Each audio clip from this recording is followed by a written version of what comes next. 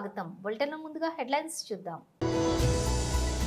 Tadepalli MLA Shri Tatipatti Chandrasekhar మరియు శ్రీ బుసీన్ విరూపాక్షి విలేకరుల సమావేశం.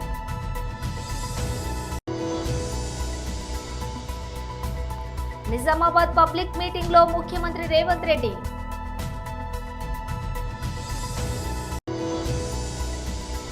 తెలంగాణ భవన్ లో బీఆర్ఎస్ నేతలు విలేకరుల సమావేశం.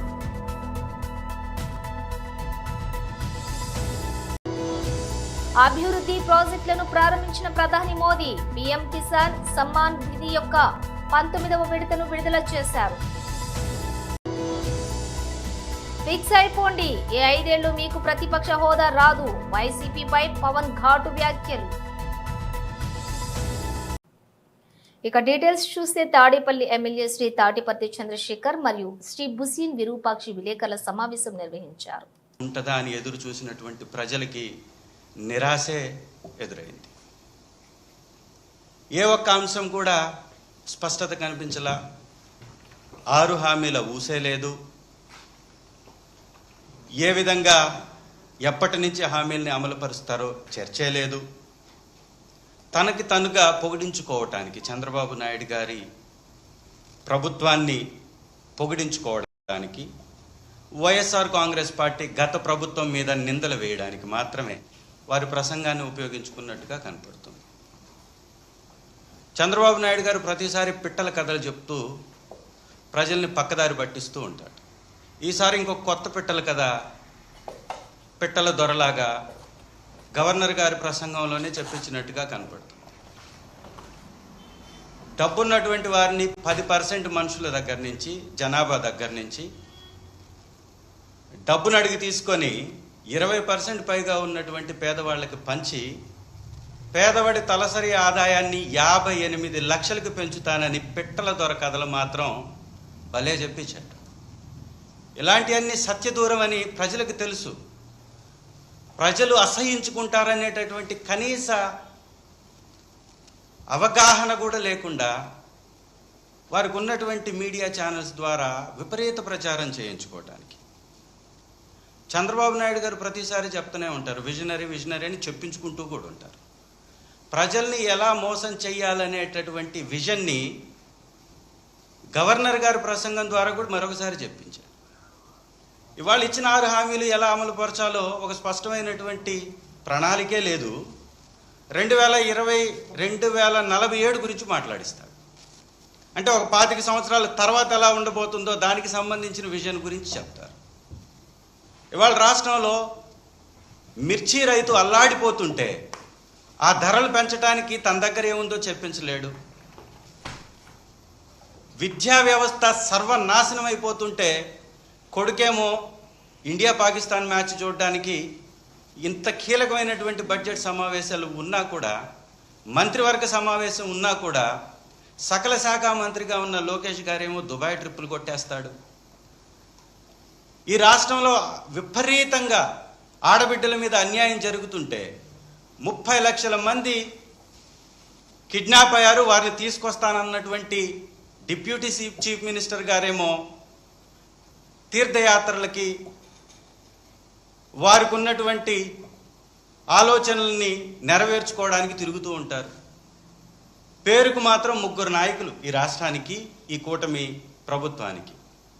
3లో ఎవరికన్నా చిత్తశుద్ధి ఉందా అంటే ఒక్కరికి చిత్తశుద్ధి కనపడదు, ఒక్కరికి ప్రజలపై ప్రేమ కనపడదు, ఒక్కరికి పథకంపై బాధ్యత అనిపించదు. ఈ పిట్టల ద్వారా కథలు మాత్రం భలే చెప్తూ ఉంటారు. అసలు సాధ్యపడుతుందా? ఒక మనిషికి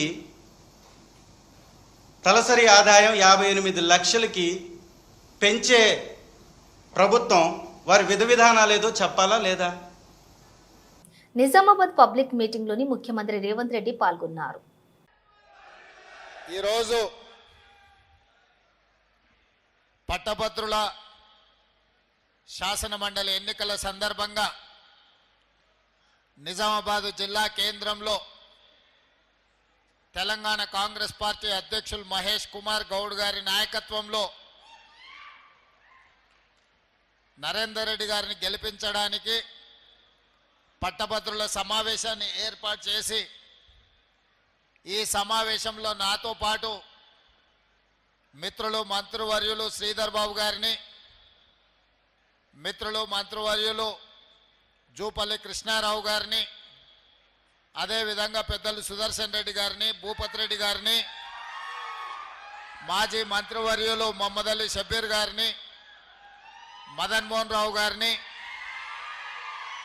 అదేవిధంగా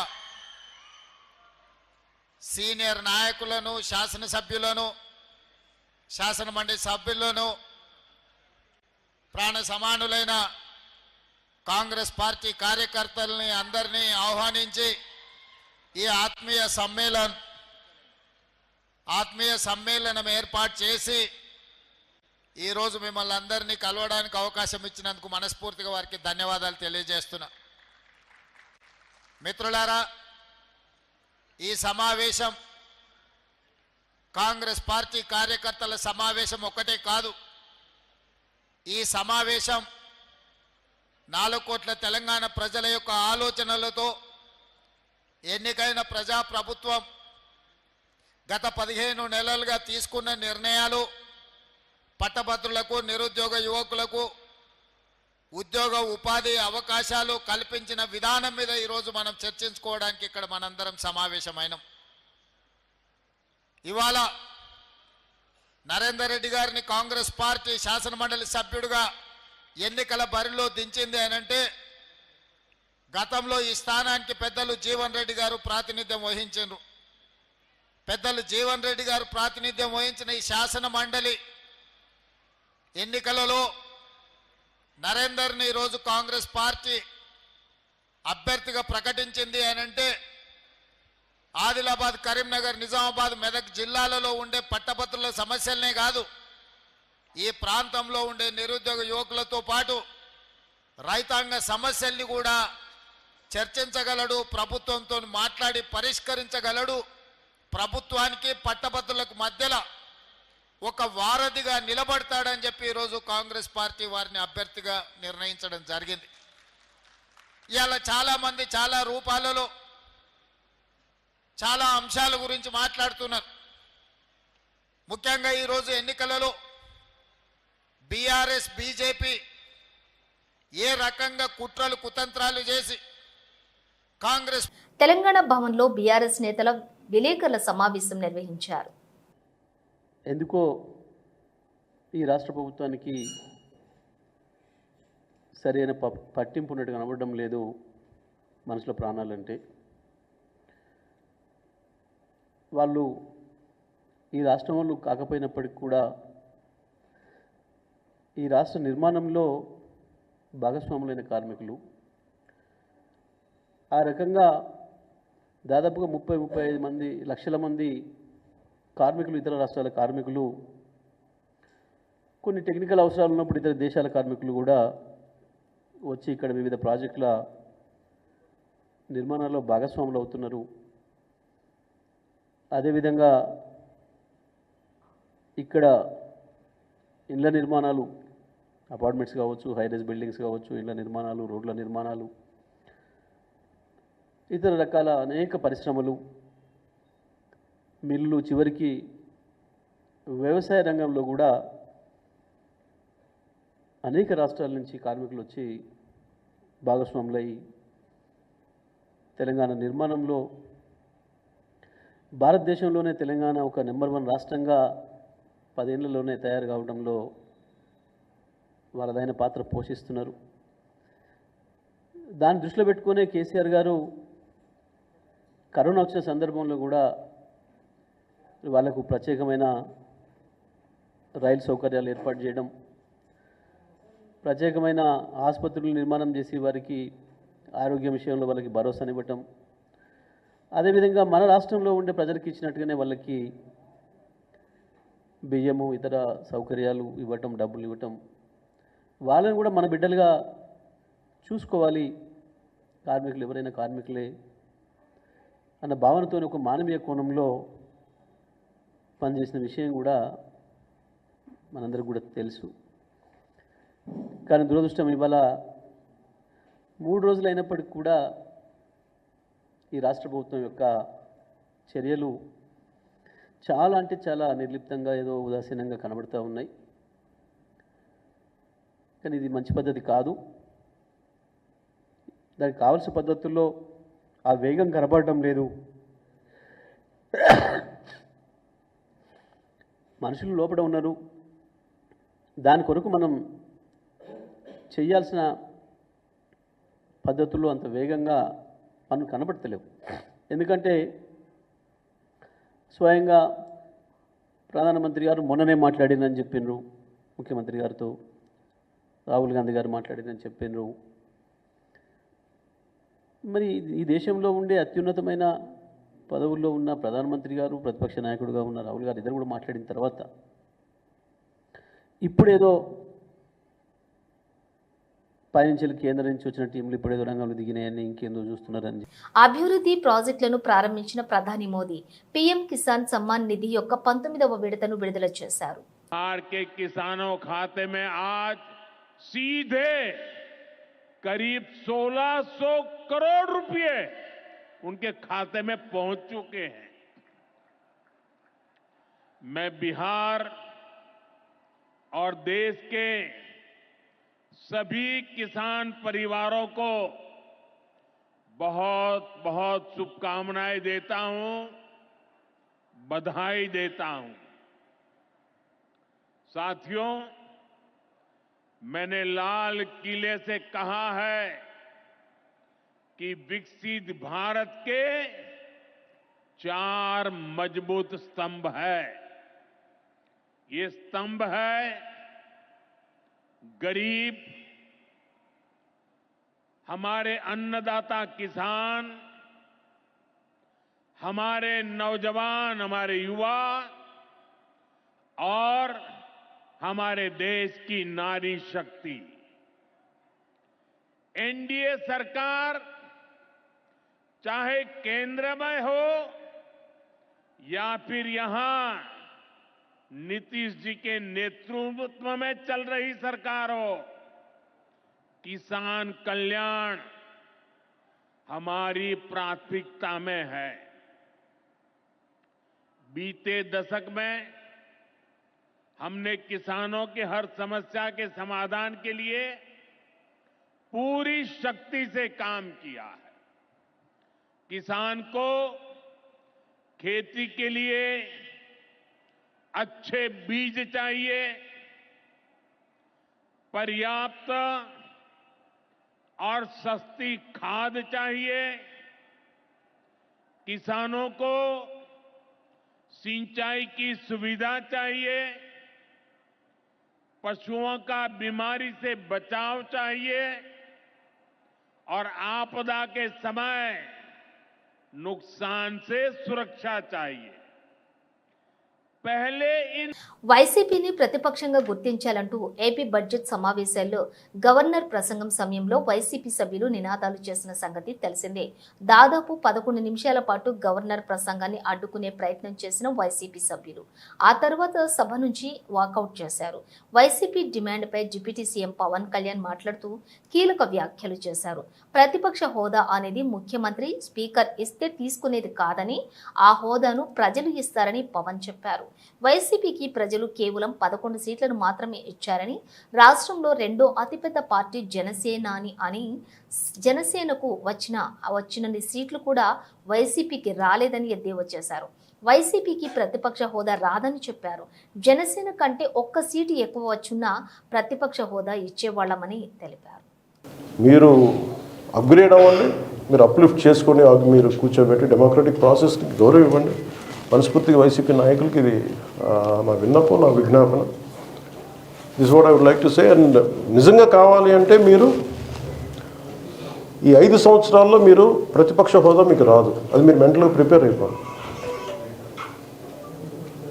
11 సీట్లతోటి మీకు ప్రతిపక్ష హోదా ఇవ్వబడదు, రాదు. ఎందుకంటే ఇట్ ఈస్ చంద్రబాబు గారు, గౌరవ ముఖ్యమంత్రి చంద్రబాబు గారు డిసైడ్ చేసేది కాదు, జనసేన డిసైడ్ చేసేది కాదు. దానికి రూల్స్ ఉన్నాయి, దానికి రెగ్యులేషన్స్ ఉన్నాయి, నార్మ్స్ ఉన్నాయి. ఉదాహరణకి నేనే ప్రభుత్వం, మన కేంద్ర ప్రభుత్వం ఫార్మేషన్కి మేము వెళ్ళినప్పుడు పార్లమెంటరీ లీడర్ని మనం కూర్చున్నప్పుడు ఎన్డీఏ పక్ష నాయకుడు ఎన్నుకోవాలనుకున్నప్పుడు నేను నాయకుల స్థాయిలో నేను కూర్చున్నాను. అదే నేను ఇక్కడ మంత్రిగా ప్రమాణ స్వీకారం చేసేటప్పటికి నన్ను ప్రధానమంత్రి గారి పక్కన నన్ను కూర్చోబెట్టలా. ధోని డిప్యూటీ సీఎం అయినప్పటికీ కూడా అది మంత్రి హోదానే కాబట్టి తిరిగి నన్ను మంత్రులందరూ పక్కనే కూర్చోబెట్టారు తప్ప ప్రత్యేకంగా నన్ను అక్కడ కూర్చోబెట్టారు. That is very specific rules and regulations నడుస్తాయి. ఉదాహరణకి పొద్దున కూడా స్పీకర్ గారు ఎదురొస్తే నేను అసెంబ్లీలోకి అడుగు పెడతా ఉంటే స్పీకర్ గారు ఎదురొచ్చారు. మనకి వచ్చి ఆయన కూడా ఆయనతో పాటు రండి వెళ్తుంటే ముందుకు తీసుకెళ్తుంటే నాకు అనిపించింది, సార్ ఇది డిప్యూటీ సీఎంకి ప్రోటోకాల్ ఉండదు, ఓన్లీ ముఖ్యమంత్రి గారు, స్పీకర్, మనకు కౌన్సిల్లో ఉండే చైర్మన్ ఆయనే మీరు చేయాల్సింది తప్ప ఇది మేము ఉండేది కాదని చెప్పి నేనే వెళ్ళిపోయాను. ఎందుకంటే మేమే ప్రోటోకాల్స్ బ్రేక్ ఎందుకు చేయమంటే మాకు లేని ప్రోటోకాల్ మేము అడగం. అలాగే వైసీపీ నాయకత్వం కూడా గుర్తించాల్సింది, ఇది మీకు హోదా ఇవ్వబడదు. ఇది చంద్రబాబు గారు ఆప్ చేస్తేనే కాదు, ఇది ఎవరు ఆప్ చేసింది కాదు, మీకు ప్రజలు మీకు ఇవ్వలేదు. మీకు అది మీరు దృష్టిలో పెట్టుకొని మీరు ప్రవర్తించాల్సింది మనస్ఫూర్తిగా నేను వారిని కోరుకున్నాను. అంతేగాని వారిని ఎక్కడ అవమానం పరచాలని కానీ వారిని తగ్గించాలని కానీ లేదు. 175 సీట్లు కేవలం 11 సీట్లు ఇచ్చారు వాళ్ళకి. ఆ దృష్టిలో పెట్టుకొని ప్రవర్తించవలసిందిగా మనస్ఫూర్తిగా వారికి కోరుకుంటూ మీకు తెలియజేసుకున్నాను. Thank you.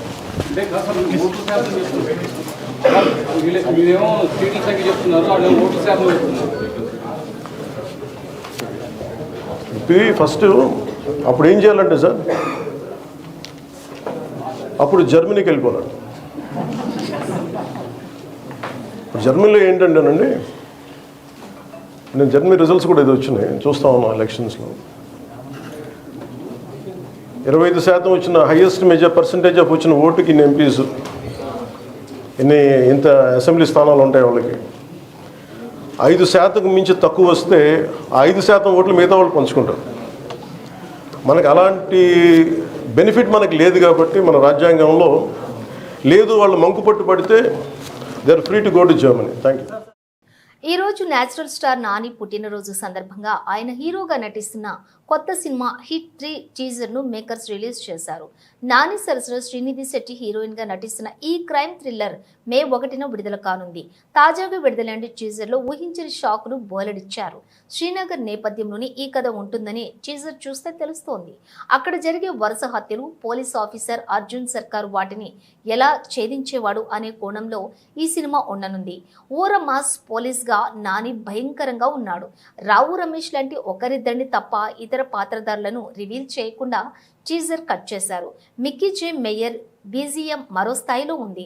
మొత్తానికి హిట్ 3 ద థర్డ్ కేస్ ఆషామాషిగా ఉండదని మాత్రం అర్థమైపోయింది. దసరా సినిమా కంటే చాలా తక్కువగా అనిపించే స్థాయిలో హిట్ 3 విజువల్స్ ఒళ్ళు గగ్గురు పొడిచేలా ఉన్నాయి. హిట్ యూనివర్సల్లోని భాగంగా దర్శకుడు శైలేష్ కోలన్ మరోసారి మోస్ట్ వయోలెంట్ కథతోటి వస్తున్నారు.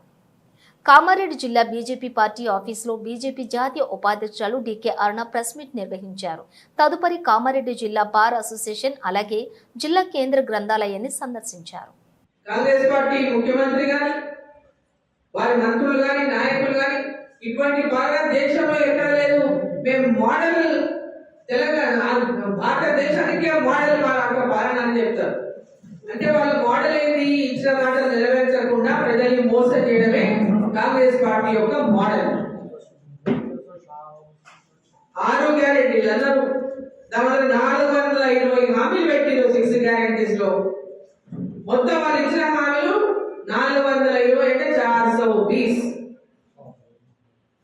అంటే వాళ్ళు చెప్పేదంతా అబద్ధమని ఆ యొక్క నంబర్లనే ఉంది. మేము బ్రహ్మాండంగా అమలు చేసాం. మేము ప్రతి ఒక్కటి అమలు చేసాం. అరా కూడా చేసి ఇక చేపించామని ఒక కార్యక్రమం రిలీజ్ చేస్తారు. ఒక పెద్ద ఎత్తున బ్యానర్ ఐటెంలో రాయించుకుంటారు, పెద్ద ఎత్తున సోషల్ మీడియాలో రాయించుకుంటారు. కానీ కింద స్థాయిలో గ్రామీణ అంటే గ్రౌండ్కి వెళ్తే మటుకు వాళ్ళు చేసినటువంటి పథకాలు ఏవి కూడా అందరికీ అందలేదు. అందరికీ మీరు అందిస్తామని చెప్పినోడు అందరికీ అందినాడే మీ యొక్క హామీ నెరవేరినట్టు. ఇలా కొందరికి ఇచ్చి మేము అందరికి ఇచ్చినామని చెప్తే మీరు ప్రజల్ని మోసం చేస్తున్నట్టే. వాళ్ళ రైతు రుణమాఫీ కానీ, రైతు భరోసా కానీ, పెన్షన్లు కానీ, మహిళలకు నెల నెల 2500 రూపాయలు ఇచ్చే విషయమే కానీ, ఉద్యోగాల్లో ఖాళీలన్నింటినీ భర్తీ చేస్తామనే విషయంలోనే కానీ, నిరుద్యోగులకు నెలకు 4,000 రూపాయలు నిరుద్యోగ భృతి అందిస్తామని చెప్పిన విషయమే కానీ,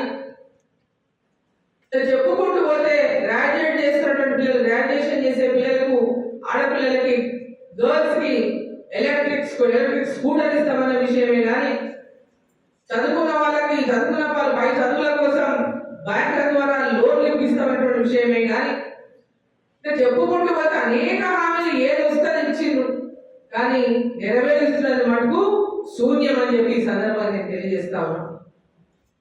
ఉపాధ్యాయులను, గ్రాడ్యుయేట్స్ ని నిలువెత్తున మోసం చేసినటువంటి మీకు ఈరోజు ప్రచారానికి వస్తున్నారట ముఖ్యమంత్రి గారు, గ్రాడ్యుయేట్ ఎమ్మెల్సీ ఎన్నికల్లో ఓటేయమని. ఎందుకంటే టీచర్ ఎమ్మెల్సీలో క్యాండిడేట్ లేదు, ఎవరికి చెప్తారో తెలియదు. మరి గ్రాడ్యుయేట్ ఎమ్మెల్సీ ఎన్నికల్లో ఓటేయమని అడగడానికి వస్తామని చెప్తున్నారు. అసలు ఎందుకు వేయాలి మీకు ఓటు? గ్రాడ్యుయేట్స్ మీకు ఓటు ఎందుకు వేయాలి? నిరుద్యోగులకు నెలకు 4,000 రూపాయలు నిరుద్యోగ వృత్తి ఇచ్చినందుకు వేయాలా? ఒక్కరికి కూడా ఇవ్వడానికి వేయాలా? మరి మీరు ఇచ్చిన అబద్ధమే చెప్పుకుంటే సిద్ధంగా ఉన్నారా? ఒక్కరికి కూడా నిరుద్యోగ వృత్తి ఇవ్వలేదు. మీరు నిరుద్యోగ వృత్తి ఇవ్వనందుకు మీరు కూడా నిరుద్యోగ గ్రాడ్యుయేట్స్ ఉండడానికి వస్తున్నారా?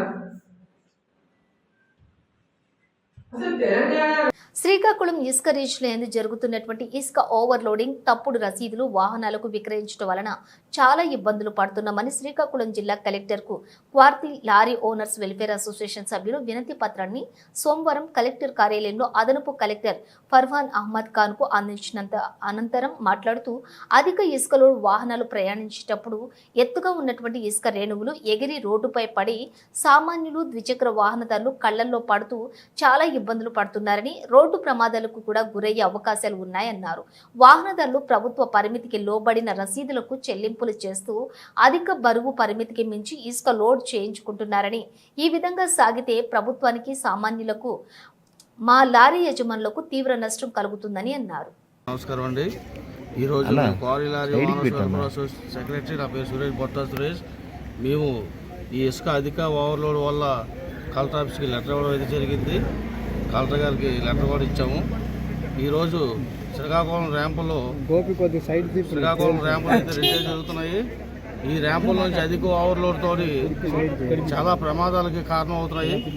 అలాగే ర్యాంపుల్లో ఫేక్ బిల్లు కూడా ప్రొవైడ్ చేస్తున్నారు ర్యాంప్ వాళ్ళు. దానికి అధిక మొత్తంలో ఛార్జీలు కూడా తీసుకుంటున్నారు. దీనిపై కలెక్టర్ గారి నివేదిక ఇవ్వడానికి వచ్చాం. అలాగే ఇంకో విషయం, మనకి ర్యాంపుల్లో ప్రతి ఒక్క ర్యాంపు కూడా ఫేక్ బిల్తో పాటు ఈ అధిక అమౌంట్ కూడా తీసుకోవడం జరుగుతుంది. దీనికి కలెక్టర్ గారు దానికి యాక్షన్ తీసుకుంటారని చెప్పేసి మేమైతే లెటర్ ఇవ్వడం జరిగింది.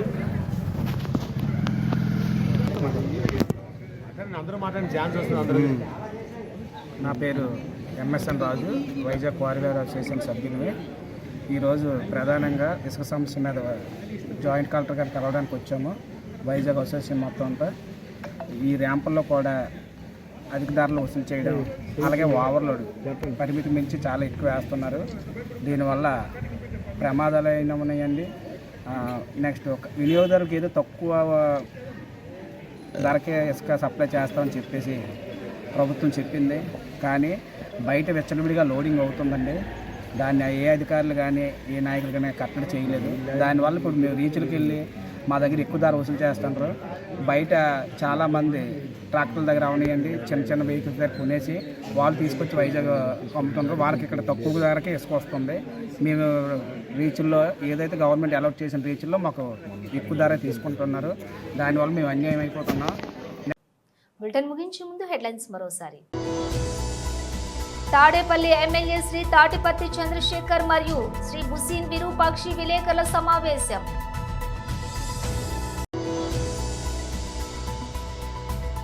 నిజామాబాద్ పబ్లిక్ మీటింగ్ లో ముఖ్యమంత్రి రేవంత్ రెడ్డి.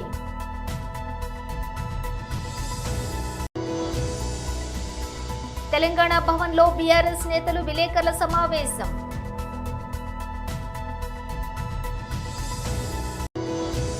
అభివృద్ధి ప్రాజెక్టులను ప్రారంభించిన ప్రధాని మోదీ పీఎం కిసాన్ సమ్మాన్ నిధి యొక్క 19వ విడతను విడుదల చేశారు. ఫిక్స్ అయిపోండి, ఏ 5 ఏళ్లు మీకు ప్రతిపక్ష హోదా రాదు, వైసీపీపై పవన్ ఘాటు వ్యాఖ్యలు.